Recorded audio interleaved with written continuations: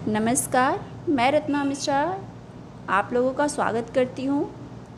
पिछली वीडियो में हम लोगों ने अयोध्या सिंह उपाध्याय हरिऔध द्वारा रचित पवन दूतिका के पहले भाग में 1 से लेकर के 13 तक के पद को पढ़ा था। आज हम उसके आगे 14 से पुनः प्रारंभ करते हैं। अगर वीडियो पसंद आए तो प्लीज़ लाइक करिएगा, शेयर करिएगा और सब्सक्राइब करिएगा। तो देखिए आगे बढ़ते हैं।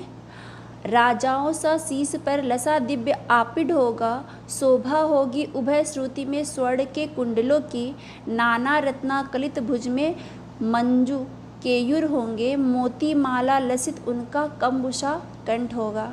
राधा रानी जो है वह पवन रूपी दूतिका को श्री कृष्ण के बारे में बताती हैं कि वह मथुरा जाने के बाद कैसे श्री कृष्ण को पहचानेगी। तो कह रहे राजाओं सा सिर मतलब मस्तक पर, लसा मतलब लगा होगा, दिव्य मतलब अलौकिक, आपिड मतलब मुकुट। तो कह रहे हैं कि श्री कृष्ण के सिर पर राजाओं के समान अलौकिक मुकुट जो है वो लगा हुआ होगा। शोभा होगी उभय श्रुति में, उभय मतलब दोनों, और श्रुति मतलब होता है कान, और एक श्रुति का अर्थ जो है वो वेद भी होता है। तो यहाँ श्रुति का अर्थ है कान में स्वर्ण के कुंडलों की। तो कह रहे श्री कृष्ण के कानों में सोने के कुंडलों की शोभा होगी, उनका कान जो है वह स्वर्ण के कुंडलों से सुशोभित हो रहा होगा। नाना रत्ना कलित भुज में मंजुल केयूर होंगे। नाना यानी अनेक प्रकार के रत्नाकलित यानी कि रत्नों से जड़ा हुआ, भुजाओं में सुंदर, केयूर मतलब भुजबंद होंगे। मोती माला लसित उनका कम्बुसा कंठ होगा। मोतियों की माला से लसित यानी कि जड़ा हुआ उनका कम्बु मतलब शंख के समान, कंठ मतलब गर्दन होगा। तो राधा रानी कहती है कि हे पवन रूपी दूतिका, जब तुम मथुरा में जाओगी तो वहाँ श्री कृष्ण के सिर पर राजाओं के समान अलौकिक मुकुट होगा, और उनके दोनों कानों में सोने के कुंडल सुशोभित हो रहे होंगे। उनके भुजाओं में अनेक प्रकार के रत्नों से जड़ा हुआ सुंदर भुजबंद होगा, और उनके मोतियों के माला से सजा हुआ उनका शंख के समान गर्दन होगा। तेरे में है न यह गुण जो तू व्यथा सुनाए, व्यापारों को प्रखर मति और युक्तियों से चलाना, बैठे जो हो निज सदन में मेघ सी कांति वाले, तो चित्रों को इस भवन के ध्यान से देख जाना। कह रहे हे पवन रूपी दूतिका, राधिका जी कहती है कि तुम्हारे अंदर यह गुण नहीं है कि तुम मेरे व्यथाएं मतलब दुखों को कह करके श्री कृष्ण को बताना। तो इसलिए व्यापारों की प्रखरमति और युक्तियों से चलाना, इसलिए अपने क्रियाकलापों, प्रखरमति यानी तेज बुद्धि और उपायों के द्वारा श्री कृष्ण को मेरे दुखों को बोध कराना। बैठे जो हो निज सदन में, अगर श्री कृष्ण अपने निज सदन यानी अपने घर में बैठे हो, मेघ सी कांति वाले, बादल के समान चमक वाले, अर्थात सावले श्री कृष्ण अगर अपने घर में बैठे हों तो चित्रों को इस भवन के ध्यान से देख जाना। तो उस भवन में जो चित्र लगे होंगे उन्हें ध्यानपूर्वक हे पवन रूपी दूतिका तुम देखना। राधा रानी कहती है कि हे पवन रूपी दूतिका, तुम्हारे अंदर यह गुण नहीं है कि तुम मेरे दुखों को कह करके श्री कृष्ण से कह सको, इसलिए तुम अपने क्रियाकलापों को अपने तेज बुद्धि और उपायों से उनके सामने मेरे दुखों को प्रकट करना। वह उपाय बताते हुए कहती हैं कि अगर मेघ के समान सांवले श्री कृष्ण अपने घर में बैठे होंगे तो तुम उस घर में लगे हुए चित्रों को ध्यानपूर्वक देखना। जो चित्रों में विरह विधुरा का मिले चित्र कोई, तो जाके सन्निकट उसको भाव से यो हिलाना। प्यारे हो के विदित चकित जिससे चित्र की ओर देखें, आशा है यो सूरती उनको हो सकेगी हमारी। तो राधिका जी कहती है कि जो चित्रों में उनके घर में जो चित्र लगे होंगे, अगर उनमें कोई विरह विधुरा यानी विरह से व्याकुल मनुष्य का चित्र होगा तो जाके सन्निकट, तो उसके समीप जा कर के उसे इस भाव से हिलाना कि प्यारे अर्थात श्री कृष्ण जो है वह आश्चर्यचकित होकर के उस चित्र की तरफ देखने लगे। आशा है यो सूरती उनको हो सकेगी हमारी। तो करे उस चित्र में जो व्याकुल मनुष्य है विरह से, उसे देख करके मुझे यह आशा है कि उन्हें हमारी याद आएगी।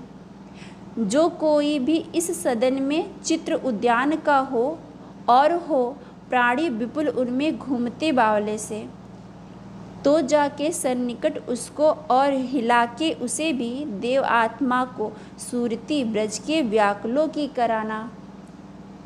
कह रही है राधा रानी कि हे पवन रूपी दूतिका, जो कोई भी इस सदन में यानी इस घर में किसी बगीचे का चित्र लगा हो और उस चित्र में और हो प्राणी विपुल उनमें घूमते बावले से, विपुल मतलब अत्यधिक, बावले मतलब होता है पागल या व्याकुल। तो कह रहे हैं कि अगर उस घर में किसी बगीचे का चित्र हो और उस बगीचे के चित्र में अत्यधिक मनुष्य जो है वह बावले होकर के अर्थात व्याकुलता से घूम रहे होंगे, तो हे पवन रूपी दूतिका, तुम उसके सन्निकट उसके समीप जाना और तुम उसे इस प्रकार से हिलाना कि देवात्मा अर्थात श्री कृष्ण को ब्रज में ब्रज के व्याकुल लोगों की याद आ सके। सूरती का अर्थ होता है याद।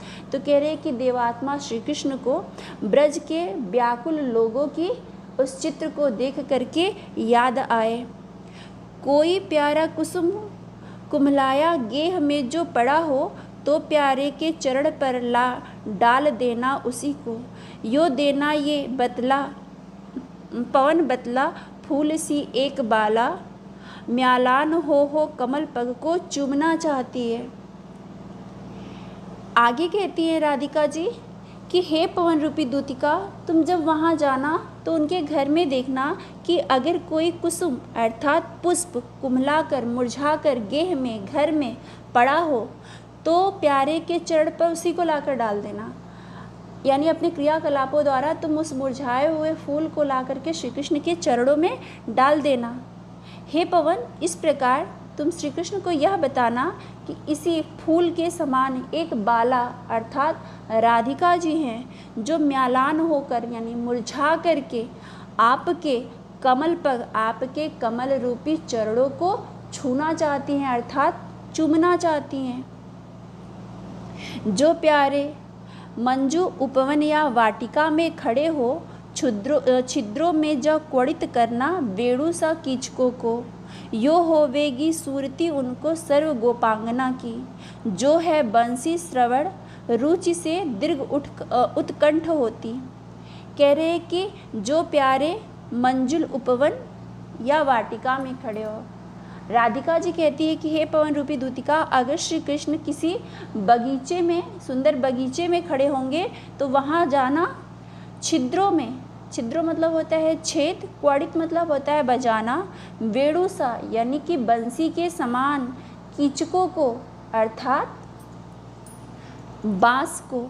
तो कह रहे कि अगर वो किसी बगीचे में खड़े होंगे तो वहाँ पर जो बांस के पौधे होंगे उनके छिद्रों के अंदर प्रवेश करके उसे इस प्रकार बंसी के समान बजाना कि यो होवेगी सूरती उनको सर्व गोपांगनाओं की। इस प्रकार बजाना कि उन्हें सभी गोपांगना यानी कि गोपियों की याद आए, जो है बंसी श्रवण रुचि से उत्कंठ होती। कह रही कि जो बंसी, जो उनके बंसी को श्रवण रुचि सुनने की इच्छा से दीर्घ मतलब अत्यधिक, उत्कंठ मतलब व्याकुल होती हैं। तो राधा रानी कहती है कि हे पवन रूपी दूतिका, अगर प्यारे श्री कृष्ण किसी सुंदर बगीचे में खड़े होंगे तो तुम वहाँ जाना और वहाँ पर जो बांस के पौधे होंगे उनके छिद्रों में प्रवेश करके उसे बंसी की तरह बजाना। मुझे यह आशा है कि उसे सुन करके श्री कृष्ण को सभी गोपियों की याद आएगी। वह गोपियों की उन गोपियों की जो उनके बंसी के धुन को सुनने के लिए अत्यधिक व्याकुल रहती हैं। लाख के फूले कमल दल को श्याम के सामने ही थोड़ा थोड़ा विपुल जल में व्यग्र हो डुबाना। यो देना ये भगनी जतला एक अभोज नेत्रा, आँखों को हो बिरह विदुरा वारी में बोरती है।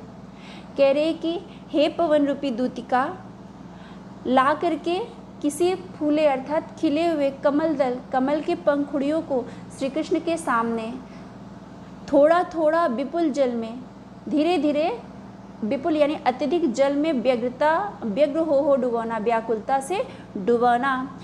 यो देना ये भगनी, भगनी का अर्थ होता है बहन, तो कह रहे कि हे बहन, इस प्रकार उन्हें जताना। एक अभोज नेत्रा, अभोज नेत्रा मतलब होता है कमल रूपी आँखों वाली, आँखों को हो विरह विदुरा, अपने आँखों को विरह से व्याकुल होकर के वारी में बोरती है, आंसू रूपी जल में डुबोती है। कह रहे कि हे पवन रूपी दूतिका, किसी खिले हुए कमल दल के पंखुड़ी को श्री कृष्ण के सामने ला करके धीरे धीरे उसे अत्यधिक जल में व्याकुलता से डुबोना।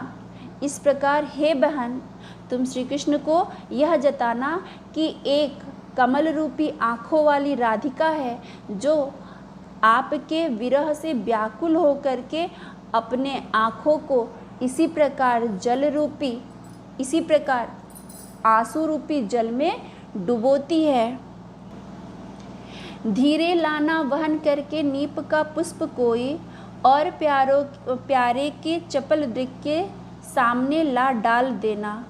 ऐसे देना प्रगट दिखला नित्य आशंकिता हो, कैसे होती विरह वश में नित्य रोमांचिता हो। हे पवन रूपी दूतिका, धीरे से वहन मतलब होता है ढो करके, नीप का पुष्प अर्थात कदम का फूल।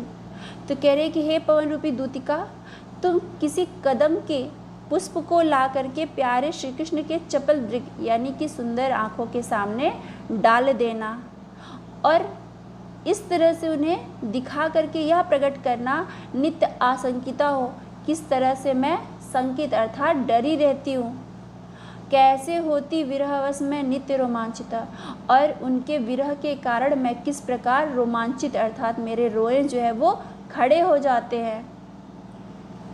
बैठे नीचे जिस विपट के श्याम होवे, उसी का कोई पत्ता निकट उनके नेत्र के ले हिलाना। यो प्यारे को विदित करना चातुरी से दिखाना, मेरे चिंता विचित हृदय का क्लांत हो काप जाना।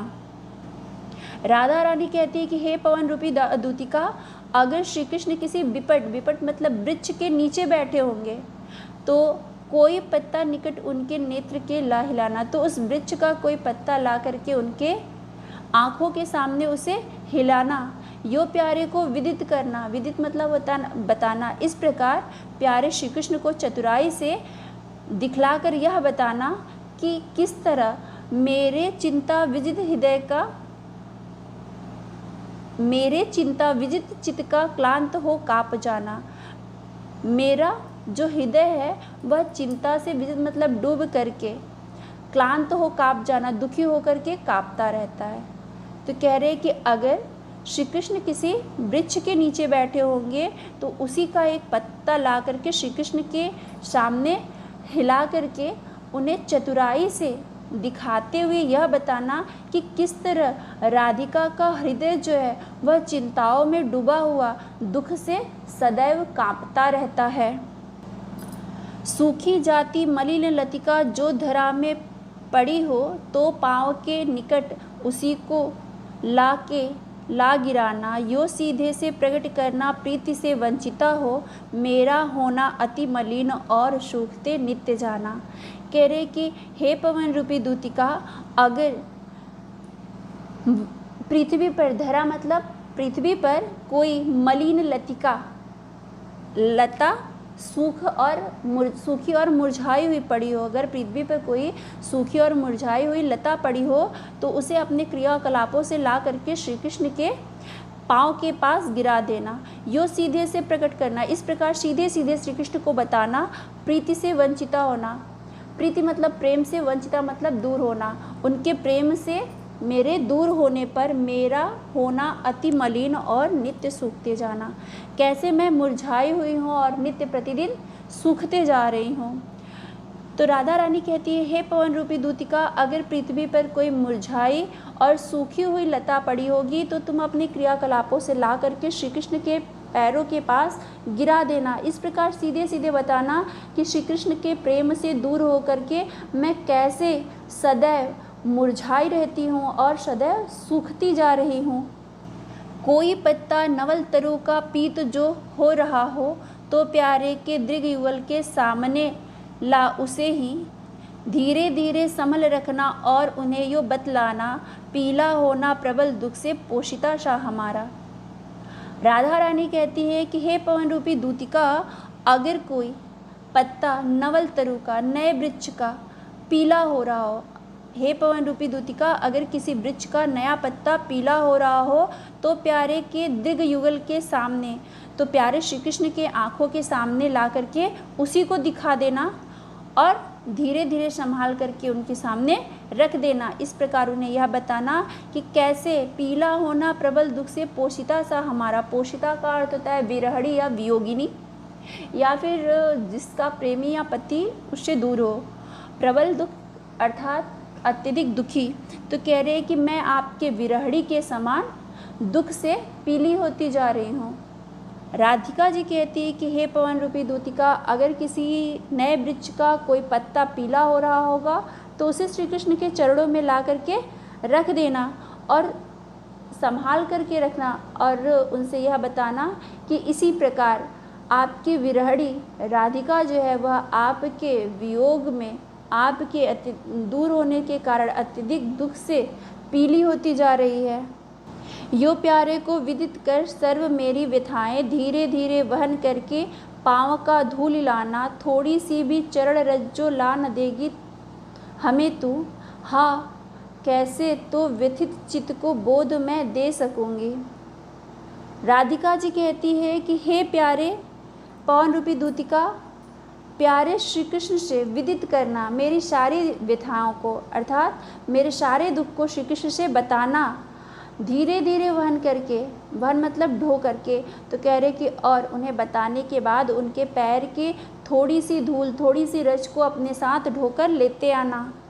अगर तुम थोड़ी सी भी चरण रज, अगर तुम थोड़ी सी भी उनके पैरों की धूल ला करके मुझे नहीं दोगी, हाँ, तो मुझे दुख है। कैसे तो व्यथित चित्त को बोध मैं दे सकूंगी। तो मैं अपने इस व्यथित, व्याकुल, दुखी चित्त मतलब हृदय को, बोध मतलब ज्ञान या फिर समझा सकूंगी कि तुम श्री कृष्ण से मिल करके आई हो। पूरी होवे न यदि तुझसे अन्य बातें हमारी, तो तू मेरी विनय इतना मान ले और चली जा। छू के प्यारे कमल पग को प्यार के साथ आ जा, जी जाऊंगी हृदय तल में मैं तुझी को लगा के। तो कह रहे कि हे पवन रूपी दूतिका, मैंने जिन जिन बातों को बताया, अगर तुम जा कर के वहाँ नहीं कर सकती तो कोई बात नहीं। तुमसे तो मेरी बस इतनी विनती है कि तुम मेरी बातों को मान करके मथुरा चली जाओ और वहाँ प्यारे श्री कृष्ण के कमल रूपी चरणों को प्रेम से छू करके वापस आ जाना। मैं तुम्हें ही सांसों के द्वारा अपने हृदय में, हृदय से लगा करके प्रसन्न हो जाऊंगी।